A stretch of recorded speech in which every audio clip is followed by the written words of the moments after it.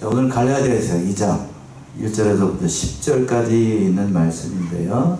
본문의 말씀에 이제 사도 바울이 본격적으로 이제 진리에 대해서, 진리가 무엇인가, 예수 그리스도를 믿는 것만으로 구원을 받는다는, 오직 예수 그리스도라고 하는 그 진리의 말씀을 결코 양보하지 않는다는 말씀이 이제 갈라디아서 2장 1절부터 10절까지 있는 말씀에서 본격적으로 나오고 있습니다. 그래서 오늘 말씀의 제목도 뭐를 양보하지 말라고요? 진리를 양보하지 말라. 이 말씀을 통해서 갈라디아서 2장 1절에서부터 10절까지 있는 말씀을 통해서 은혜를 나누도록 하겠습니다. 먼저 대절은 3개로 나눌 수 있습니다. 1절과 2절은 먼저 바울이 14년 만에 예루살렘에 올라간 거를 얘기를 하는 거예요. 왜 올라갔는가? 올라간 이유가 있겠지요? 그 이유에 대해서 1절과 2절에. 그리고 올라갔을 때에 사도 바울이 3절과 5절에 두 번째 얘기하고 있는 것처럼 올라갈 때에 잠시라도 진리를 양보하지 않았다는 사실을 말씀을 하고 있어요. 무슨 진리를 양보하지 않았는가? 그 말씀을 살펴보도록 하겠고, 마지막으로 6절에서부터 10절까지 하나님께서 바울을 이방인의 사도로 세우신 것을 그 모든 일들을 통해서 하나님께서 나타내시고 그걸 공적으로 인정함을 받게 됐습니다. 바울이 14년 만에 예루살렘에 올라가게 됐는데, 먼저 한번 1절 한번 보시겠습니다. 14년 후에 내가 바나바와 함께 디도를 데리고 다시 예루살렘에 올라갔노니, 예, 14년 후에 내가 바나바와 함께 디도를 데리고 다시 예루살렘으로 올라갔다. 여기서 14년이라고 하는 건 그 앞에 1장에서 있었던 1장 18절 이하에 있었던 그 사건 이후에 다시 예루살렘에 올라간 것이 14년이 지났다는 얘기예요. 그러니까 사도행전에 의하면 그 사도 바울이 예루살렘에 올라간 것이 5차례 기록되어 있었는데, 첫 번째는 회심하고 난 3년 뒤에 베드로를 만나기 위해서 올라갔었고, 두 번째는 안디옥 교회에 구제 헌금을 전달하기 위해서 사도행전 11장에, 그리고 세 번째가 바로 오늘 본문의 말씀에 등장하고 있는 14년 후에 예루살렘 공의회가 열렸습니다. 뭐 때문에 예루살렘 공의회가 열렸냐면, 이방인들이 오직 누구를 믿음으로만, 예수를 믿음으로만 구원을 받는다라는 진리가 분명한 진리잖아요. 예수 외에 다른 길이 있어요, 없어요? 없지요. 예수만 믿으면 구원을 받습니다. 그런데 예수를 믿어도 정통 유대인들 가운데, 잘못된 유대인들 가운데 어떤 사람들이 있었냐면, 받아도, 예수를 믿어도 뭘 받아야 된다? 할례를 받아야 된다. 이렇게 주장하는 사람들이 있었어요. 그것 때문에 사도 바울을 비롯한 바나바와 디도가 예루살렘 공회를 열 것을 요청을 하고, 이 세 사람이 어디로 올라간 거예요? 예루살렘 총회가 모인 곳으로 올라갔던 거예요. 그게 오늘 이 말씀하고 있는 거예요. 그 말씀이 사도행전 15장에 잘 나타나 있어요. 사도행전 15장 1절과 2절 한번 보시면, 사도행전 15장 1절과 2절. 어떤 사람들이 유대로부터 내려와서 형제들을 가르치되, 너희가 모세의 법대로 할례를 받지 아니하면 능히 구원을 얻지 못하리라 하니, 바울과 바나바와 저희 사이에 적지 아니한 다툼과 변론이 일어나니라. 형제들이 이 문제에 대하여 바울과 바나바와 및 그 중에 몇 사람을 예루살렘에 있는 사도와 장로들에게 보내기로 작정하니라. 예, 뭔 말인지 알겠죠? 이제 어떤 사람이 유대로부터 내려와가지고, 어떤 사람이라고 얘기를 하고 있는데, 유대로부터 내려왔다는 건데 율법주의자들인 거예요. 근데 율법주의자들 가운데서 뭘 받아야 된다? 할례를 받으시 봐야 돼. 너희가 형제들 가르치되, 너희가 모세의 법대로 뭘 받지 않으면, 할례를 받지 않으면 구원을 얻지 못한다. 이거 잘못된 걸 가리키는 거죠.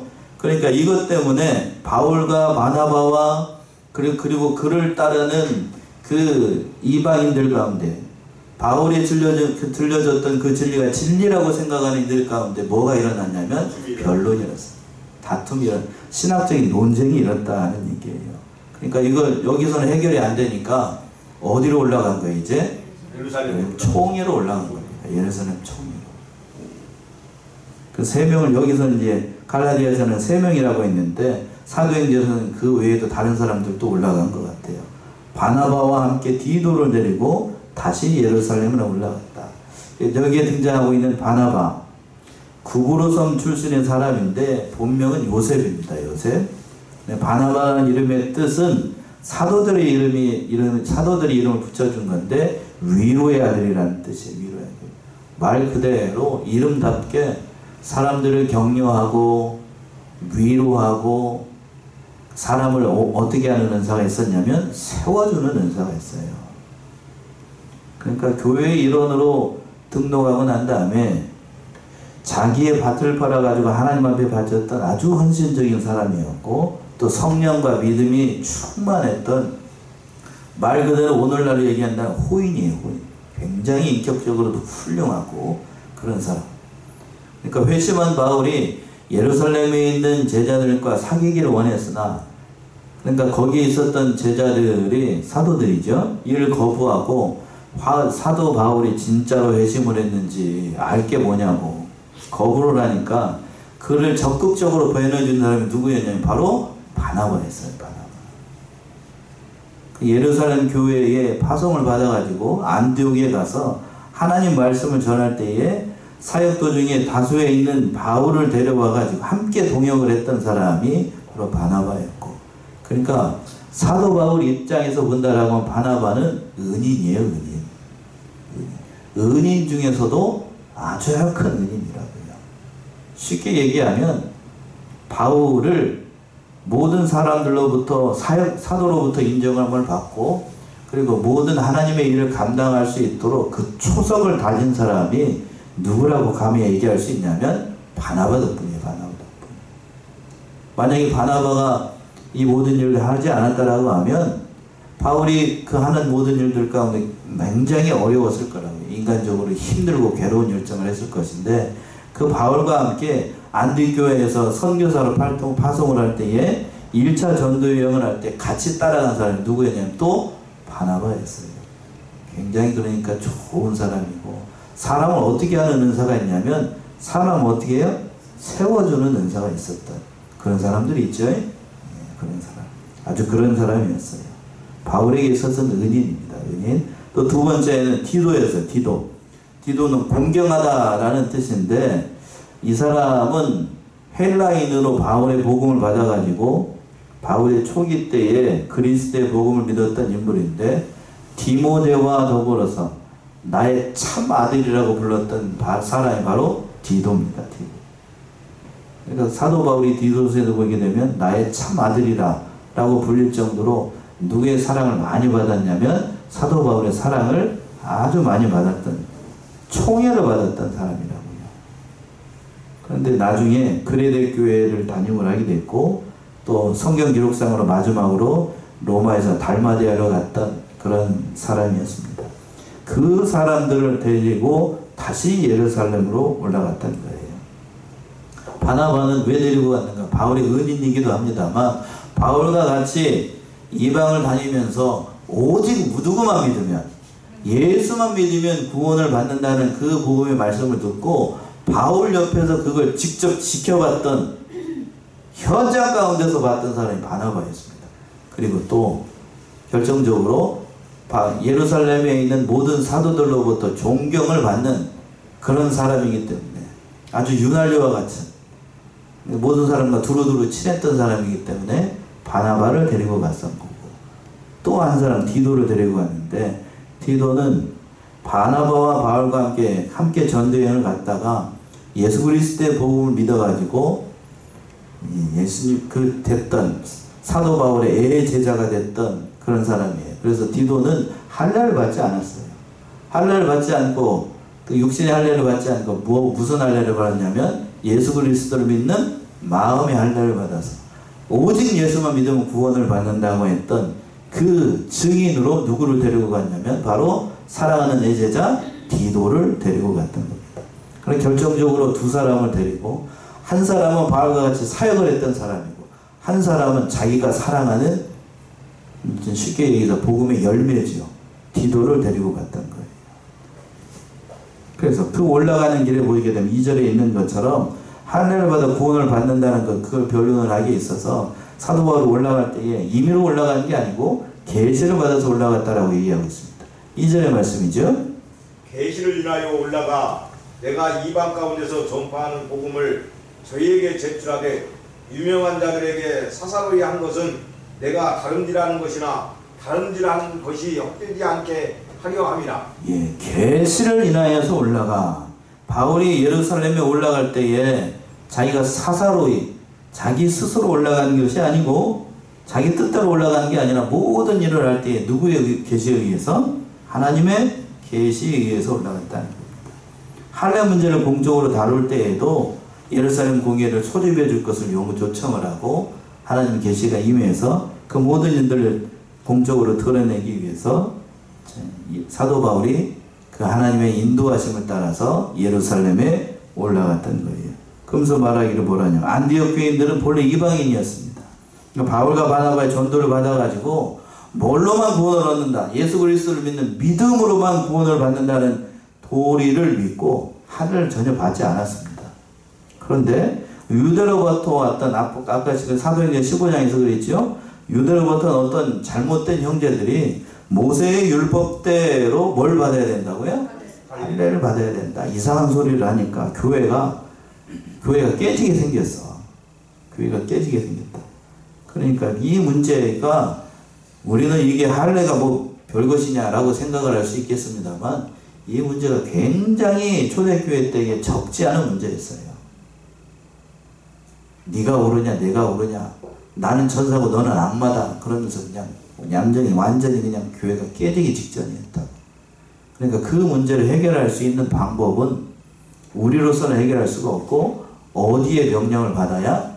예루살렘 총회로부터 이거에 대한 확실한 결정을 받아야만 해결할 수 있다는 것을 알고 사도 바울을 비롯해가지고 바나바 그리고 디도가 예루살렘으로 올라갔던 거예요. 그래서 그 말씀을 전할 때에 사도 바울 2절에서 그랬습니다. 내가 이방 가운데서 전파하는 복음을 저희에게 제출하되.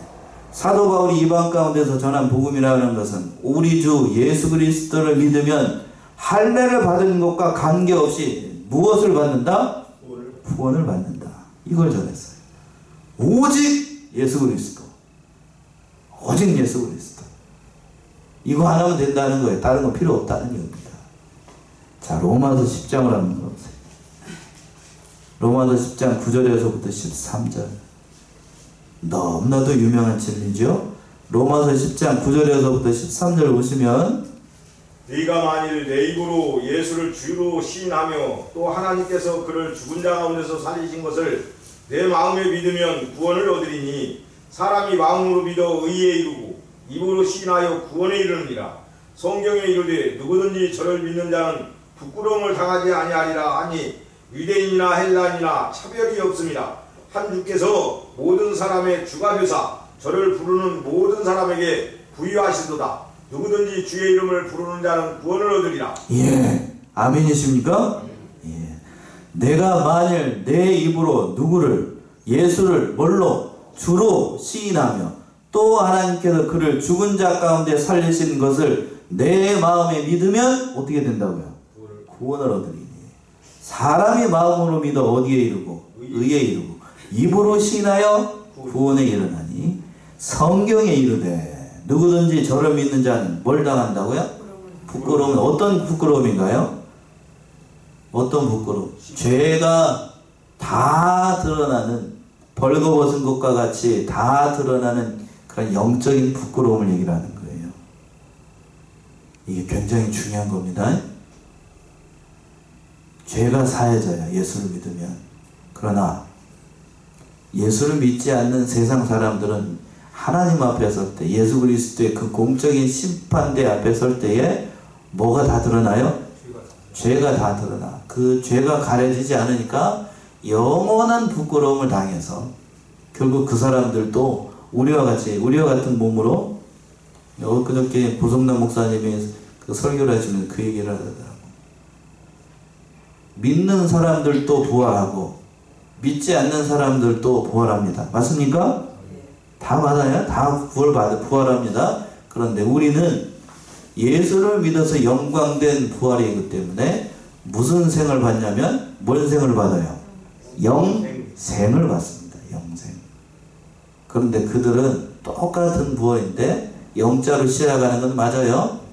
영원한 생명이기도 한데, 그런데 영원한 생명이긴 한데 무슨 벌을 받는다고요? 영벌이에요. 우리는 영생이고 그들은 뭘 받고? 영벌을 받아요. 영벌. 왜 영벌을 받는가? 그 죄가 어떻게 되기 때문에 가려지지 않아서, 오늘 보면 로마서에 있는 것처럼 그 부끄러움을 당해요. 그러나 믿는 자는 뭘 당한다고? 부끄러움을 당하지 않아요. 이게 굉장히 중요한 얘기예요. 근데 이런 12절 돌아오게 되면 유대인이나 헬라인이나 이것은 차별이 있다고요? 없다고요? 없어요. 누구든지 예수 그리스도 이름 부르는 자는 다 구원 얻는다. 이거 외에 하나님께서 요구하신 바가 없어요.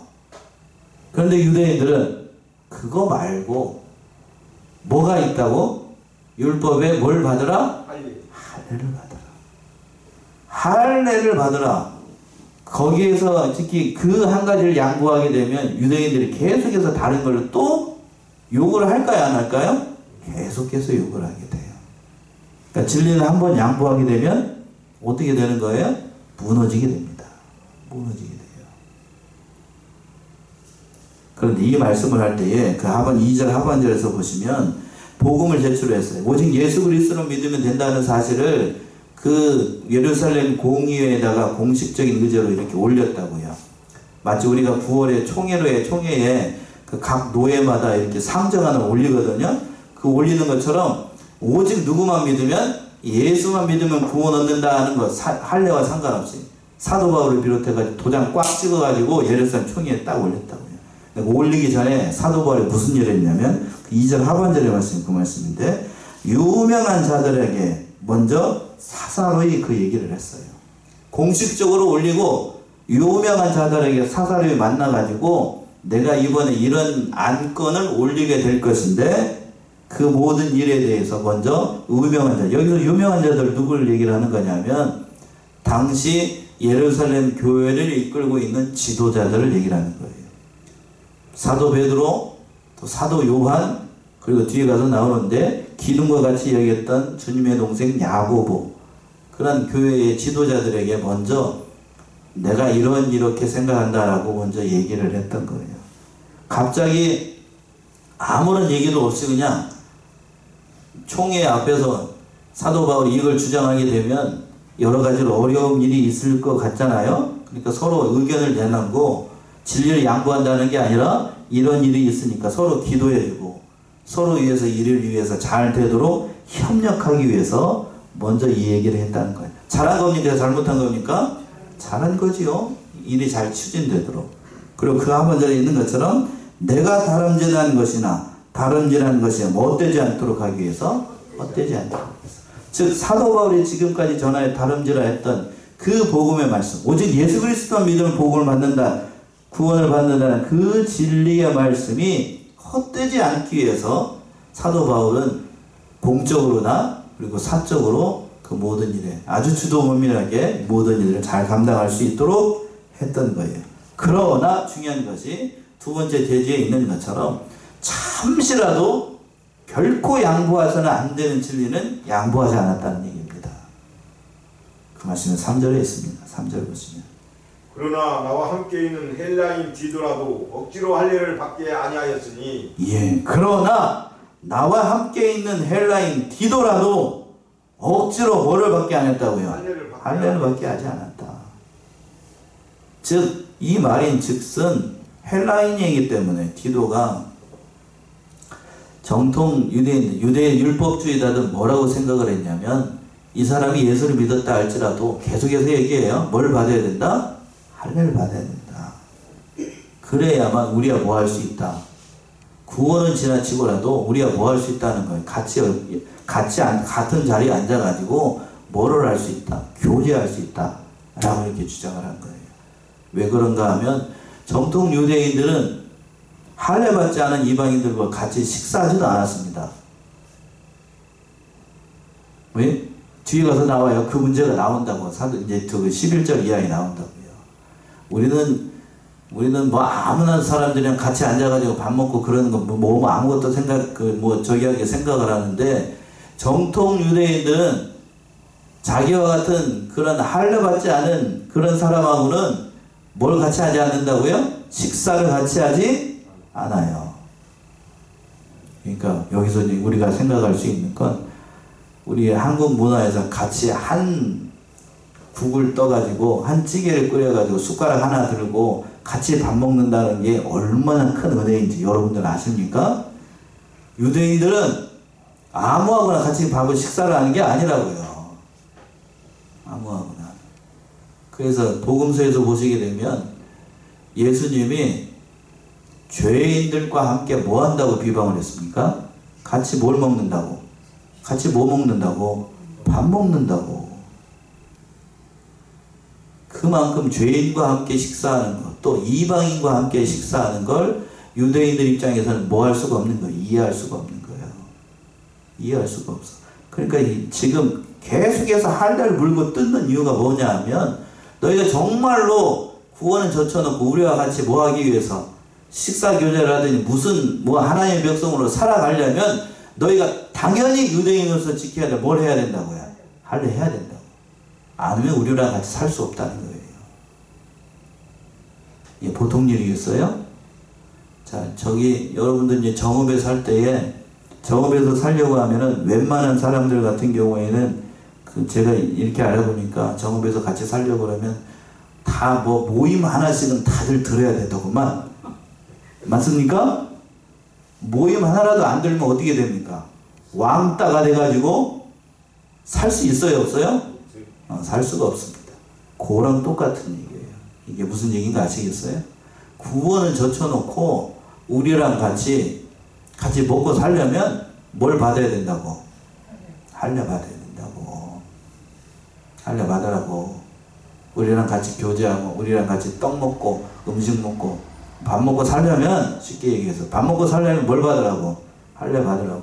이렇게 얘기를 하니까 거기에 있었던 이방인 가운데 예수를 믿는 사람들이 그렇게 협박 아닌 협박을 하니까 그들이 믿음이 흔들리겠어요? 흔들리지 않겠어요? 흔들리죠. 흔들린다. 믿음이 연약한 사람은 흔들린다고. 할례를 받고 내가 잘 먹고 잘 살까? 아니야, 할례를 안 받고 그냥 차라리 왕따가 될까? 웬만한 사람 같으면 할례 받고 같이 살기를 원할 거라고. 그러니까 그 문제가 이 초대교회 당시 때에 굉장히 어려운 문제가 되니까 그걸 정식적인 의제로 지금 예루살렘 공의에 사도 바울을 비롯한 바나바를 비롯한 디도가 같이 올라가서 공동 의제로 올렸던 거예요. 4절 보시면 4절. 이는 가만히 들어온 거짓 형제 까닭이라. 저희가 가만히 들어온 것은 그리스도 예수 안에서 우리의 가진 자유를 엿보고 우리를 종으로 삼고자 함이로되. 예, 이는 가만히 들어온 거짓 형제 까닭이라. 왜 이렇게 교회가 어지럽게 됐는가? 그들은 형제가 아니고 무슨 형제라고 그랬습니까? 거짓 형제라고. 그러니까 그들이 와가지고 할례 무슨 얘기 하는 건 사도 바울 입장에서 봤을 때 그들은 형제가 아니고 무슨 형제라고? 거짓 형제. 거짓 선지자라는 얘기예요. 거짓 선지자. 그러면서 이걸 허물어뜨리기 위해서 어떻게 돌았다라고 하냐면 그 하반절에 저희가 어떻게 돌았어? 가만히 들어왔어. 가만히 들어왔어. 가만히 들어온 이유가 뭐겠어? 가만히 들어왔으니까 들어온 이유가 뭐예요? 그리스도 예수 안에서 우리가 가진 뭘 엿보고? 자유를 엿보고 우리를 뭘로 삼기 위해서? 종으로 삼기 위해서. 무슨 종으로? 죄악의 종으로. 다시 죄악의 종으로 삼기 위해서 우리가 가진 영적인 이러한 자유함을 빼앗아서 다시 죄악의 멍에를 매는 그러한 종으로 삼기 위해서 그들이 할례를 받게 한다는 거예요. 그러니까 사도 바울 입장에서 봤을 때 이것이 굉장히 중요한 일이기 때문에 이걸 공적인 의제로 예루살렘 총회에 올렸던 겁니다. 자, 5절 보시면 또 돌아서 5절. 우리가 일시라도 복종치 아니하였으니 이는 복음의 진리로 너희 가운데 항상 있게 하려 함이라. 5절 굉장히 중요합니다. 우리 같이 합독합시다. 5절 시작. 우리가 일시라도 복종치 아니하였으니 이는 복음의 진리로 너희 가운데 항상 있게 하려 함이라. 우리가 일시라도 단 한순간이라도 이걸 복종하지 않았다고, 진리를 양보하지 않았다는 얘기예요. 양보하면 어떻게 됩니까? 그 순간 진리는 무너지는 거예요. 무너지는 거. 이는 이렇게 함으로 말미암아, 이 진리를 사수함으로 말미암아 그 하반절에 있는 것처럼 이는 복음의 진리로 너희 가운데 항상 있게 하려 합니다. 참된 진리를 세워나간다라고 하는 건 내가 가지고 있는 진리를 양보하지 않아야 됩니다. 오늘날 우리 개신총회를 비롯한 우리 개신 교회잖아요. 점점 이게 좁은 길이 돼가지고 우리가 받았던 이 진리의 말씀들을 사수하기가 쉽지 않은 그러한 시대를 맞이하고 있어요. 맞이하고 있다. 그래서 자꾸 우리가 가지고 있는 신앙의 정체성에 대해서 성경 중심의 바른 이 진리의 말씀을 자꾸 뭐 하려고 하냐면 타협하고 어떻게 하려고? 양보하려고 해요. 양보하려고. 주일날 사고 파는 문제뿐만 아니라 주일날 어디 저기 하고 그러는 것뿐만 아니라 다 이런 거 형식적인 거 뭐지 그래 가지고 있는 그 정체성도 제가 일일이 다 얘기하지는 않겠습니다만 그런 모든 것들이 다 뭐하게 생각이냐면 다 어떻게 나에게 맡겨진 무거운 짐이라고 생각을 해가지고 자꾸 어떻게 하려고 그래? 벗어버리고 내버리려고 합니다. 내버리려고 해요. 예전에는 그래도 고신 그러면 어떻게 됐죠? 그래도 어떻게 믿으려고 예수를 성경을 어떻게 성경답게 하나님을 하나님답게 쉽게 표현 저는 이렇게 고급지게 얘기를 했습니다만 다른 뭐 예수 믿는 다른 교단에서 얘기한다면 저 무슨 저 꼴통들 이렇게 얘기를 했다고요. 근데 지금 고신이 그렇습니까? 아니죠. 누구보다도 더 많이 열렸더구만. 우리도 그렇습니다. 우리가 가지고 있는 신앙의 정체성이 다 흔들리고 있어. 다 흔들리고 있다. 우리 교단 얘기를 한 거고 사도 바울 얘기로 돌아온다라고 하면 그걸 조금이라도 양보하면 신앙이 무너지기 때문에 그걸 양보하지 않았다는 거예요. 예수 믿으면서 다 할례를 받아야 된다. 이거 양보하는 순간 지금까지 사도 바울이 세웠던 오직 누구? 예수로만 구원을 얻는다는 그 진리가 일순간에 무너지게 되는 거예요. 그러니까 그걸 양보할 수 있어요? 없어요? 양보할 수 없는 거예요. 양보할 수가 없어요. 그러니까 그 진리를 양보하지 않았기 때문에 그 5절 하반절에 있는 것처럼 그 진리가 지금까지 남아서 신앙개혁의 모토가 됐던 거예요. 오직 누구로만? 예수로만. 오직 뭘로만? 성경으로만. 오직 그리스도로만 구원을 얻는다는 사실을 전할 수 있게 됐다는 거예요. 그래서 그 얘기를 듣고 사도 바울이 이렇게 6절 이하에서 보시게 되면 그거 다 인정을 하고 예루살렘에 있는 모든 유명한 자들, 그 사도들이 이방인의 사도로 세움을 받은 것을 인정을 하게 됩니다. 사도 바울이 인정을 해요. 6절의 말씀이 그 말씀인데 6절 보시면 유명하다는 이들 중에 본래 어떤 이들이든지 내게 상관이 없으며 하나님은 사람의 외모를 취하지 아니하시나니 저 유명한 이들은 내게 더하여 준 것이 없고 유명하다 하는 이들 중에 그리고 가도로 되어 있죠? 유명하다 하는 이들은 앞에서 얘기했던 사도 베드로, 사도 요한, 뭐 기둥과 같이 여겼던 야고보 그런 사람들을 얘기를 하는 거예요. 근데 이 사람들은 본래 어떤 이들이 내가 상관이 없다 가르치고 얘기를 하는데 사도 바울이 사도가 된 것에 대해서 그들이 어떤 관여를 하지 않았다는 거예요. 오직 나를 사도로 세우는 것은 누구의 은혜로만? 하나님의 은혜로. 좀 더 구체적으로 얘기한다라고 하면 부활하신 예수님이 직접 다메섹 도상으로 가는 도중에 짠하고 나타나셔서 그분을 부르셨다는 거예요. 그러면서 그 하반절에서 그랬습니다. 중반절에 하나님은 사람을 뭘로 취하지 않는다? 외모로 취하지 않는다. 이걸 근거로 해가지고 여러 가지로 신학자들이 얘기를 하는데 그 중에서 사도 바울의 외모가 볼품이 없었다라고 주장하는 사람들도 있어요. 예. 일견 맞는 얘기예요. 제가 이제 신대원 다닐 때에 이 사도 바울의 외모에 대해서 우리 정경인 성경에는 없고 그를 따랐던 어느 여제자가 썼던 그 행전이라고 하는 성경이 저기가 있는데 그걸 기록을 한 게 있어요. 근데 이 사도 바울의 외모에 대해서 기록을 했는데 정말로 볼품이 없더군요. 머리는 벗어지고 키는 작고 배는 나오고 코는 매부리 코에다가 눈은 떴는지 감았는지 알 수가 없고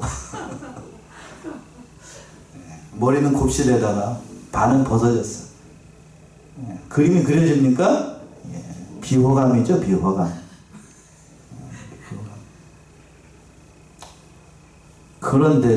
그런데도 거기 그 밑에 주석에 달긴 어린아이와 같이 순수하게 누구만 믿었다고요? 예수만 믿었다. 하나님은 그러니까 외모를 보시지 않고 뭘 본다는 얘기예요. 중심을 보신 거예요. 중심. 또 이걸 다른 의미로 푼다라고 하면 외모로 판단할 게 아니라 즉 사도 바울은 다른 사도들에 비해서 열악한 조건을 가지고 있어 그 외모뿐만 아니라 한때 교회를 보였던 사람이에요. 핍박했던 사람. 또 예수님으로부터 예수님이 공생애를 사실 때 직접 이렇게 지명해 부른 게 아니고 부활하신 주님이 나타나셨다고요. 부활하신 주님이 직접 계시를 받았습니다만 그러나 다른 사람들이 이걸 봤어요? 안 봤어요? 안 봤어요. 누구만 봤죠? 바울만 봤어. 그걸 가지고도 계속 얘기를 해요. 그러니까 그 모든 것에 대해서 사도 바울이 이렇게 불리한 가운데 있어요. 그런데 하나님이 나를 외모로 보시지 않고 나의 어떤 잘함이나 내가 어떻게 유능하느냐 이걸 바라보지 않고 나의 중심을 보시고 하나님께서 이 나와 같은 자를 택해서 하나님의 복음을 전하는 사도로 부르심을 받았다. 얼마나 큰 은혜를 얘기하는가. 이렇게 얘기를 한 거예요. 그래서 그 하반절에 있는 것처럼 저 유명한 이들은 내게 더하여 준 것이 전혀 없다. 그 사람들 사도 베드로, 사도 요한, 기둥과 같이 여기는 야고보, 예루살렘 교회 모든 지도자들이 나에게 어떤 데서 더해 준 것이 없다. 사도 바울의 그 사도의 독립성, 하나님의 전적인 은혜에 의해서 자기가 세움을 받았다는 사실을 이렇게 얘기를 하는 거예요. 7절 보시면 또 7절 도리어 내가 무할례자에게 복음 전함을 맡기를 베드로가 할례자에게 맡음과 같이 한 것을 보고 8절까지 베드로에게 역사하사 그를 할례자의 사도로 삼으시니가 또한 내게 역사하사 나를 이방인에게 사도로 삼으셨느니라. 예. 그 하반절 8절 하반절에서 그랬죠. 베드로는 역사에서 가지고 누구의 할례자로 삼으시고 할례자의 사도로 삼으셨고 사도 바울은 역사하사 나를 무슨 사도로 누구의 사도로 이방인의 사도. 이방인의 사도. 그러니까 저와 여러분과 같이 본래부터 나면서부터 보였던 사람 이방인의 사도로 누구를 세우신 거예요? 바울을 세우신 거예요.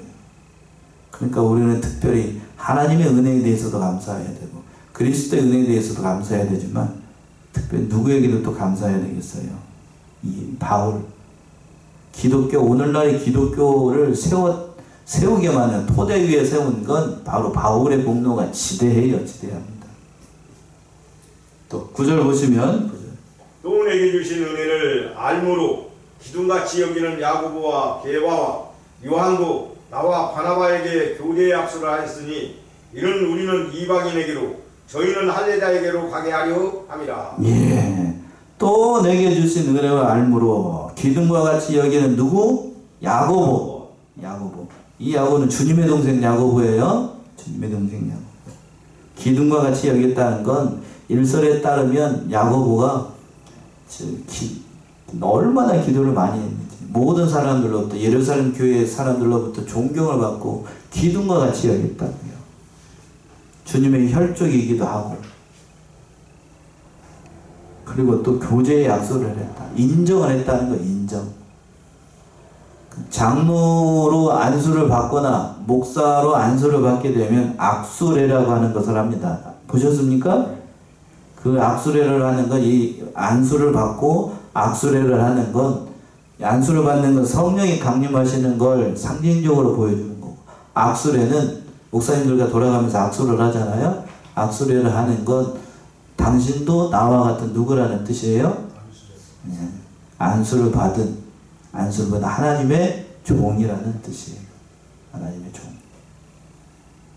그래서 그 하반절에 있는 것처럼 이는 우리는 이방인에게 저희는 할례자에게로 가게 하기 위해서 하나님께 이렇게 직분을 주셨다는 거예요. 마지막으로 10절 보시면 다만 우리에게 가난한 자들 생각하는 것을 부탁하였으니 이것을 나도 본래 힘써 행하노라. 예, 다만 가난한 그 예루살렘 교회 근처에 기근이 들어가지고 여러 가지로 어려운 가운데 있었던 거예요. 그걸 다만 부탁을 했다. 다른 신학적인 것, 뭐 다른 걸 부탁한 게 아니고 지금 사도 바울이 누구만 전하는 것, 오직 누구만 전하는 것, 예수만 전하는 거 맞다고요. 그렇게 하라고 공식적으로 인정을 해주고 다만 한 가지 부탁을 하는 건 혹시 여유가 있으면 누구를 도우라, 우리를 도와달라, 물질적으로 그걸 부탁을 했다는 거예요. 그러니까 이 말씀 속에서 지금 사도 바울이 행했던 그 오직 예수만 전하는 것이 얼마나 큰 은혜이고 또 얼마나 큰 은혜인지를 다시 한번 깨달아서 진리를 양보하지 말고 우리가 가지고 있는 이 진리가 얼마나 귀한지를 깨달아서 예수 그리스도만을 또 그 복음의 말씀을 전해 나가는 사랑하시는 성안의 성도님들 모두가 되시기 바랍니다. 기도하겠습니다.